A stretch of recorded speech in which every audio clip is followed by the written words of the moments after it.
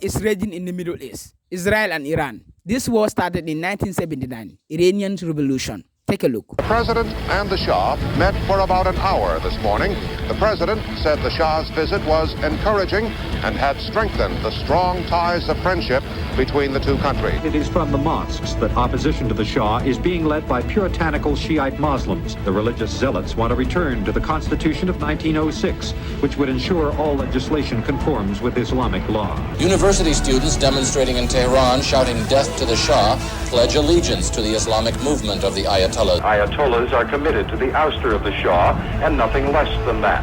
They chant, Magba Shah, death to the Shah. Iranian Revolution was culminated as a result of Shah's regime and the desire for more Islamic ideology and society and less Western society and ideologies. Israel wants to be a regional hegemon, power projecting capabilities like its big brother United States. Israel is doing everything within its power to have that. Let's listen to Scott Reed, U.S. former Marine Corps, what he has to say. Israel is the radical state, and it's time that we recognize that. Israel is probably the single most dangerous nation on the planet, the one that's capable of producing the most instability on the planet. Israel is a cancer to the world, which is why, I mean, as much as I regret the suffering of the Iranian people, this is the chance. Break Israel's back. Don't let up. Don't let them survive. Destroy this nation. Destroy this cancer. And I'm not talking about, a second Holocaust. But what I'm saying is the Netanyahu government's got to go. Got to go. And it's losing this war right now. And Iran must continue until Netanyahu's government is exposed as a government that has failed the Israeli people. You bring about the collapse of the Netanyahu government. You install a new government that's ready to negotiate a cessation of conflict, where Israel will recognize Iran's right to have a nuclear program. And now we're starting to get into a position where, maybe we can get behavioral changes on the part of Israel. Maybe we can open the door to, get to Israel's nuclear arsenal. We can do it, but this won't happen if Trump and Netanyahu are able to fulfill their dream of bringing down the Khomeini government. Then Israel will just become out of control because, as you said, it doesn't stop. Where does it stop? Turkey has been identified as a threat. Erdogan right now is talking about the absolute requirement for Turkey to build a ballistic missile capability that mirrors the Iranian one, because Turkey knows at some point in time the wrath of the Zionists will be headed in his direction. He wants to replicate what Iran has done. Saudi Arabia, Egypt, it will never stop. The Israeli cancer will consume all. France, America. I mean, they're threatening us. Now, some people say the Israeli cancer has already taken over America, and I think the proof in that is Donald Trump's behavior. But even my dog agrees. But as tragic as this situation is, there's a historic opportunity here, because for the first time, a nation capable of physically destroying Israel is engaged in a life and death struggle with Israel. And if this war continues for another couple of weeks, Israel's over. It's a postage stamp sized nation. All of its critical infrastructure is located in very confined spaces. And by the time Iran's done, none of these spaces will be left standing. Donald Trump was asked if he understands the reports on March. Tulsi Gabbard reported that Iran is not pursuing nuclear weapons. And he said he doesn't care about what she said. And Iran was close to reach nuclear weapon. That's why Israel attacked Iran. And here is what Steve Bannon said on his program, on the program and broadcast. Gabbard not invited to the Camp David meeting all day. You know why? Why Tulsi Gabbard still to the American public has said The last public statement is that the program was not back up and running. And now we have from Bibi by himself on Fox by Brent Baer that the thing was 12 to 13 months away. It wasn't this weekend. I know. And this is by his own thing. And we also know that it was a decapitation, as we said on Friday. It wasn't just about the nuclear program. It's a decapitation of total leadership. So this is a total regime change, which, by the way, you may have a plan for regime change, just fine. But you got to bring the American people along. Let me go back. By the way, Yeah, he just mentioned something crucial. It seems that somehow they decided to remove Tulsi Gabbard from the decision, the room of decision makers. Yeah, this is critical because Tulsi Gabbard is the director of national intelligence.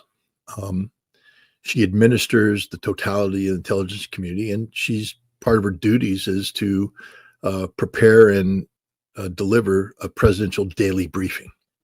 Now she'll use a proxy for that, but her office is the one that is supposed to be feeding the intelligence picture to the American president. So when the president of the United States says, I don't care what she says, and when the president of the United States is acting on information that is 180 degrees off from what Tulsi Gabbard briefed the United States Congress, the National Threat Assessment, you have to ask the question, where's he getting his intelligence from? And this is the real crux of the issue. I mean, Tulsi Gabbard, and with all due respect, and I think highly of her, she needs to resign. She's not, right now, she's just facilitating this nonsense. She needs to resign, liberate herself, and start speaking out against this president, who's literally a madman. What we're seeing here appears to be a replication of what happened in the lead up to the invasion of Iraq back in 2002, 2003, where the president of the United States, together with Donald Rumsfeld, so George W. Bush, Rumsfeld, backed by Cheney, created their own intelligence capability. Douglas Feith created a special intelligence unit within the Pentagon that cherry-picked data, spun data, and just basically fabricated lies for the president to justify going to war. He was aided and abetted in this by the Israelis. Amos Gilad, I think, was the director of Amman at the time, and he straight up was lying. How do I know? Because I worked with the Israelis for the 4 years prior to that, and I know what they knew about Iraq, and I know that they knew that Iraq didn't have weapons of mass destruction, and I know they had made certain conclusions about Saddam Hussein. I just want to remind your audience, how serious this is. In 1991, Saddam Hussein, during Desert Storm, fired some 49 Scud missiles into Israel. Now, the war ended, and we said we were going to use United Nations inspectors to disarm Iraq. But the Israeli government had determined that as long as Saddam Hussein was in power, that was the threat. So they began a plan to assassinate Saddam Hussein. And this plan was ready to be implemented in October, November of 1993. In fact, they were doing the final dress rehearsal of this assassination attempt in a military camp that's in present-day Gaza. And the dress rehearsal went bad, and 5 Israeli commandos were killed, and the plan got scrapped. But the Israelis still believed at that time that the only way they could get rid of the threat was to kill Saddam Hussein. And so it wasn't until the weapons inspectors, went to Israel in 1994 and confronted Yuri Sergey, who was the head of Amman, that the only path out of this for Israel was to work with the inspectors to ensure that we did the job right.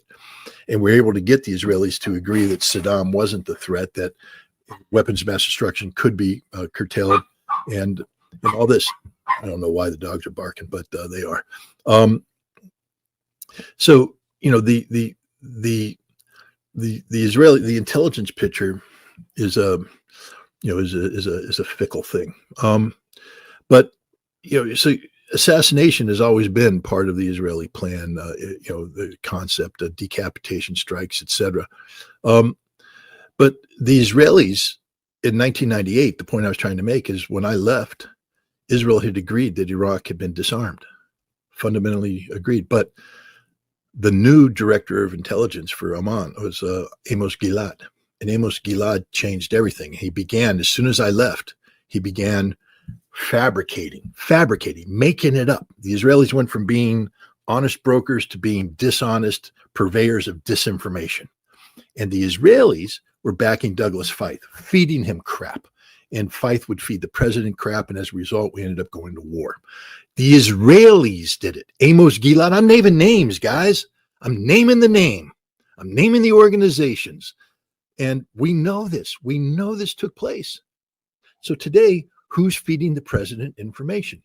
We know he has an insanely close relationship with Bibi Netanyahu, which means he has an insanely close relationship with Israeli intelligence, which means that somebody in Israel or a proxy is briefing him on that. Who? AIPAC? As Hegseth, his little, puppy in the Pentagon, has Hegseth created a new intelligence unit working with the Israelis? Because we know that Kurilla already has colluded with the Israelis on a bombing attack, because Kurilla can't brief the White House on American military options in Iran, knowing that Israel was going to launch an attack without deconfliction. Again, been there, done that, got the t-shirt, guys. I'm just telling you straight up. You can't have the Israelis launching an attack and the Americans coming in unless you have had already deconfliction worked out, that the two plans will coincide. They know how to shut things off and on. We've been preparing for this attack with the Israelis for some time now, and the President of the United States has been receiving intelligence information from the Israelis fed through some sort of proxy, whether it's indirectly through AIPAC or through the Pentagon. Tulsi Gabbard's not the person briefed, and yet Tulsi Gabbard's the one that got before the United States Senate and was confirmed, meaning that the American people believe that the president is receiving his intelligence from the lady who was confirmed by the Senate to do that job. If you are still watching, please be kind to like, share, and subscribe, and comment. Somebody's feeding them intelligence who wasn't confirmed by the Senate. Somebody's feeding them intelligence who isn't held accountable to the American people. This is wrong. This is fundamentally wrong. It's a very, very dangerous situation. Israel is a threat to the United States. This president one time knew about it. I mean, he was the one who said, we can't afford to get involved in yet another war that costs us trillions of dollars, thousands of lives. He condemned Obama, rightfully so, for threatening to attack Iran. And, he did the same thing with Biden. He said, I am the peace president. Turns out that was all a lie. He was working with the Israelis back in November, colluding on this. I mean, this president is a risk to the American people because he is doing things that are fundamentally unconstitutional. To have an American president doing the bidding of the state of Israel in a manner that could get the United States involved in a war of such proportions in the Middle East that it defines energy security, it could potentially the use of nuclear weapons. And let me talk about that for a second, because some people say, okay, so you nuke Iran, so what? Well, I've had conversations with the Russians, and this is the Russian position. They will not be the first to use tactical nuclear weapons. Russia's made that clear. But once America breaks that taboo, Russia will use tactical nuclear weapons, and so will everybody else. It'll become commonplace. So the privilege we've enjoyed as a people living under a nuclear umbrella where nuclear weapons haven't been used in anger since the end of the Second World War, that's going to end. And they'll become commonplace. And each time they're used, it could lead to escalation. This is where we're talking about. This is an insane man that's in the White House right now, a sick man, a fundamentally sick man. And he's out of control. The people who are supposed to be feeding him the intelligence aren't allowed to talk to him. He won't let them. So who is talking to him? And that's a fair question. Why isn't Congress demanding that answer? The American people should be. It seems that somehow the MAGA base of Donald Trump is just, on the case of Iran, they're just getting a lot of tensions from within, and because of Tucker Carlson and people like Tucker Carlson, they don't believe that the United States would benefit from a new endless war in the Middle East. And here is what Tucker Carlson said and the response of Donald Trump? I think he's a deeply humane, kind person. And I am saying this because I'm really afraid that my country's going to be further weakened by this. I think we're going to see the end of American empire, obviously. Other nations would like to see that, and this is a perfect way to scuttle the USS America on the shoals of Iran. But it's also going to end, I believe, Trump's presidency and effectively end it. And so that's why I'm saying this. What do you mean by that? That's coming from you. That's you get. Look, I knew Bush. I knew George W. Bush. We had, family connections to Bush. I knew Bush personally. I still see Bush sometimes, and of course, he hates me, and he does because I criticized him on Iraq, and that war is the sum total, from a historical perspective, of his administration. But I knew him, and he had all kinds of plans for the things that he wanted to do. But once domestically, right, to improve the country. Right. And you may agree or disagree, but in his mind, he wasn't just about the invasion of Iraq in March of 2000. Oh, no. He was going to redo Social Security. He had all 100%. All types of. He was going to take care of the entitlements issue. And he really thought it was going to work. Yep. And you could laugh at that or whatever, but the point is, the second you get enmeshed in a real war, not a fake, let's go bomb the villagers and declare success, though we don't even have a good track record. Why are the Houthis still there? No, there's a whole other question, right, which is how prepared is the U.S. military for a real conflict? And the answer is totally unprepared. Scary unprepared. I don't think people understand that. But anyway, the only reason I'm saying any of this is because I really, really care. Yeah, it doesn't seem that there is anybody in the Trump administration to understand what Tucker Carlson and these people who are extremely concerned about the future of the conflict. They don't want to understand. Well, he surrounded himself with Zionists. So this is the conflict they wanted. This is the conflict they've been praying for. Look at Mike Huckabee, former governor. Now he's the ambassador of the United States to Israel, sending some sort of, biblically themed, message to the president. History has picked you. This is your time. Okay. His time to stop a war. But these insane Zionists, this is what they want. This is what they've been waiting for. This is what their plan was the entire time. This is where, Miriam Adelson's $100 million comes into play here. And I didn't want to believe that this president was capable of this. I thought for a second that when he, reposted, Jeffrey Sachs' criticism of Netanyahu, that this was sincere, but it turns out that he was playing the American people just like he played the Iranians. This president's a liar, inveterate liar, straight up liar, and he can't be trusted. He's lost the trust of the American people, and if he goes to war against Iran, he's lost the trust of his base. And as Tucker said, that's the end of this president. He may serve out his term, but he'll serve out his term as an angry man, a prisoner in a White House, unable to go out in the rest of the nation because he'll be openly despised.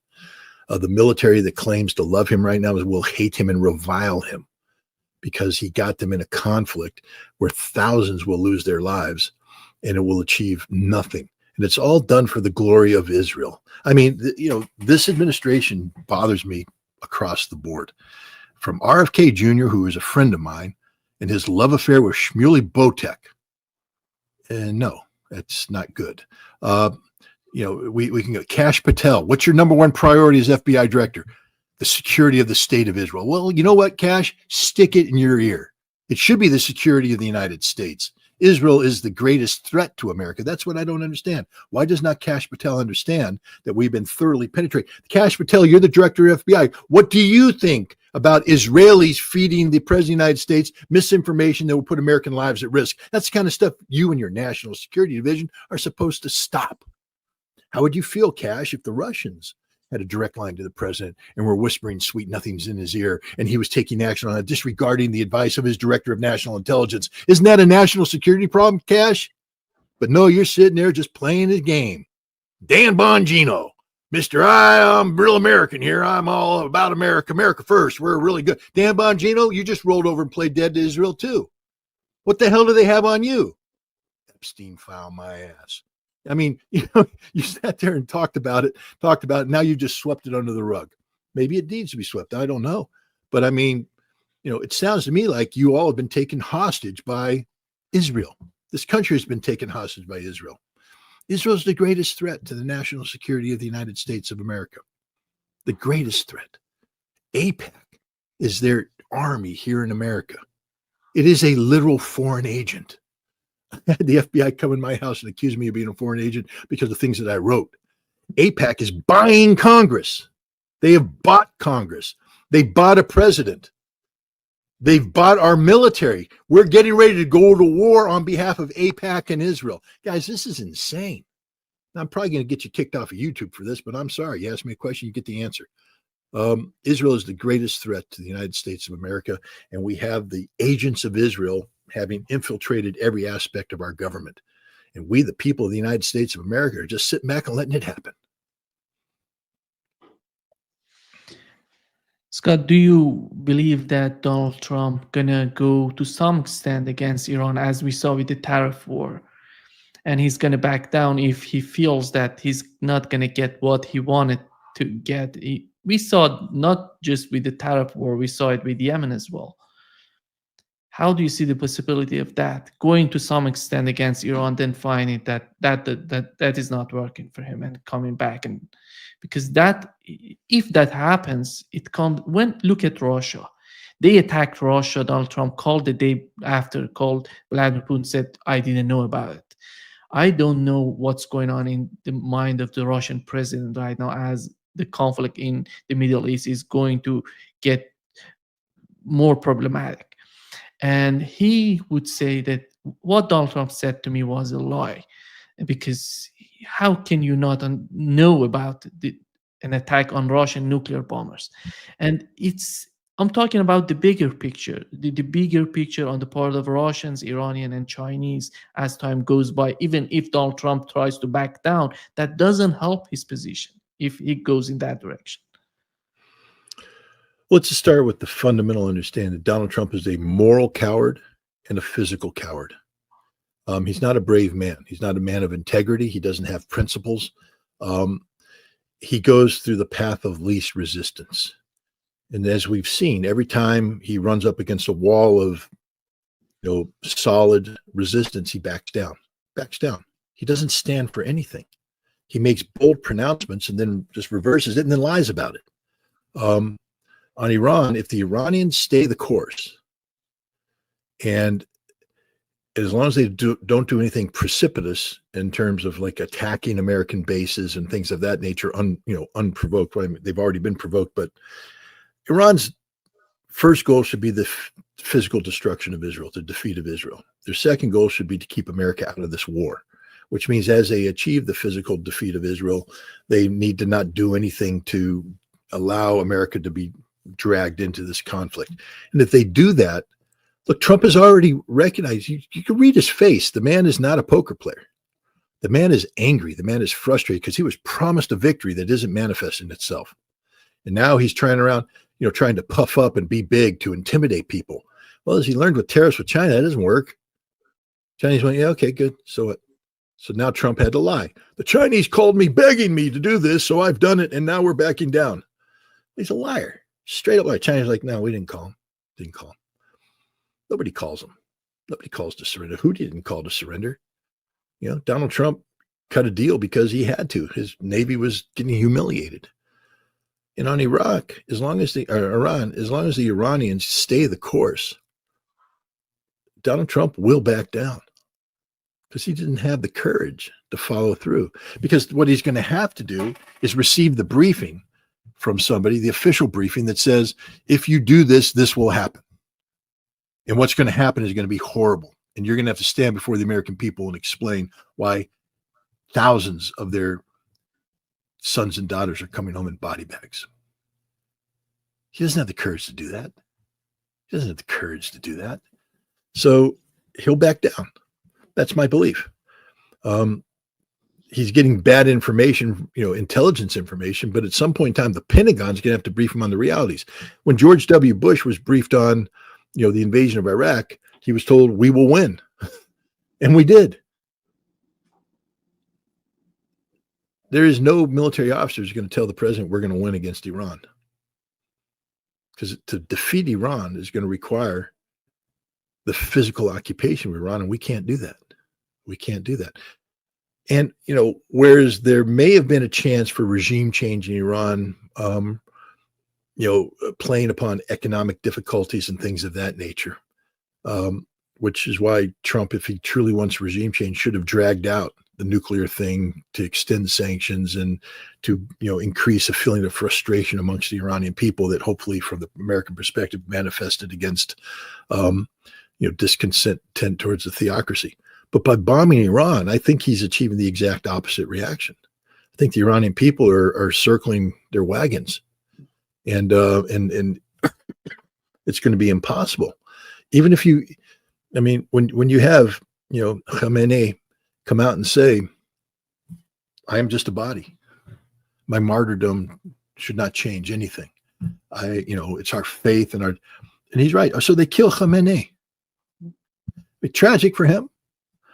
Somebody will replace him in a system now that's becoming more and more entrenched into Iranian society because of the Israeli actions. So Iran's becoming virtually undefeatable because you can't bomb them into submission, and you can't physically occupy it. And if Iran starts receiving a lifeline from Russia and China and Pakistan and others, not just military, but economic, diplomatic, this president's going to find himself in a unwinnable, untenable situation. We do not want more wars. And if we are not careful, Netanyahu will drag us to World War III. Netanyahu will drag us to World War III. Look, I want to feel sorry for Israel, but I can't. How Iranian missiles are misbehaving in Tel Aviv. And Netanyahu's hypocrisy, standing in the media telling people that, or telling the world that, look what Iranian has bombed our hospital, closer to our children's ward, killing many people. Can you imagine the hypocrisy? Not long ago, when Israel are bombing the Palestinian hospital, killing children, shooting children, infants in their skulls, killing women, killing people, children, and the majority are children, killing them, committing genocide. In fact, when you follow the what is happening in Gaza, if you are human and have empathy, even though you are supporting Israel, you will change ship. It's terrible. And Netanyahu will do anything within his power to have greater Israel. And we have to be very, very careful. Iran is a great civilization. Persian people, they are Persia. They are great civilization. They are almost 5,000 years civilization. So Iran will not be subjugated by Western powers. We need to understand that. Now the world is shifting. For 40 or 45 years, the world has been, unipolar. Now it's shifting to multipolar now. We are going to shift into multipolar world now. Iran will not be subjugated by Western powers. Yes, they are great Persian civilization.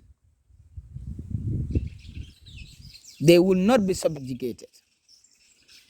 So I think that's what Israel needs to understand. Israel, like I said, they want to be a regional hegemon, power projecting capability, to tell the other countries that this is what they need to do, this is how they need to play. And United Nations need to do something. UN. Countries need to respect UN Charter. If America or other countries start to violate UN Charter, other countries will follow.